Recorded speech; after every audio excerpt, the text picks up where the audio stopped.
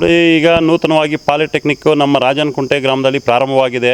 ಒಳ್ಳೆಯ 4 ಎಕರೆ ಜಾಗದಲ್ಲಿ ಒಳ್ಳೆಯ ಕಟ್ಟಡವನ್ನು ಸಹ ನಮಗೆ ಸರ್ಕಾರದ ವತಿಯಿಂದ ಕಟ್ಟಿಸ್ಕೊಟ್ಟಿದ್ದಾರೆ.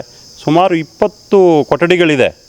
ಒಳ್ಳೆಯ ಹೈಟೆಕ್ ಕೊಠಡಿಗಳನ್ನ ನಮಗೆ ಮಾಡಿಕೊಟ್ಟಿದ್ದಾರೆ.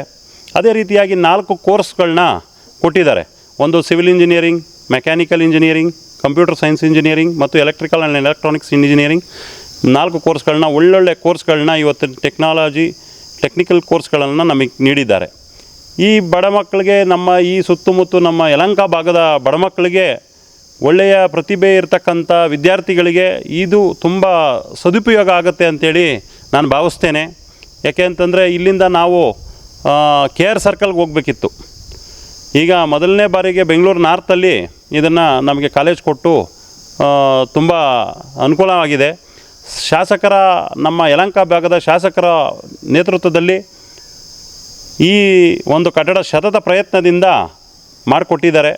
ಸೊ ಅವರು ಕಂಡಂಥ ಒಂದು ಕನಸು 2008ರಲ್ಲಿ ನಮ್ಮ ರಾಜನಕುಂಟೆ ಭಾಗದಲ್ಲಿ ಎಲ್ಲ KGಯಿಂದ PGವರೆಗೂ ಇರಬೇಕು ಅಂತ ಏನು ಅಂತಿದ್ರೋ ಅದು ಇವತ್ತು ನೆನಸಾಗ್ತಿದೆ ಅಂಥೇಳಿ ನಾವು ಭಾವಿಸ್ತೇವೆ.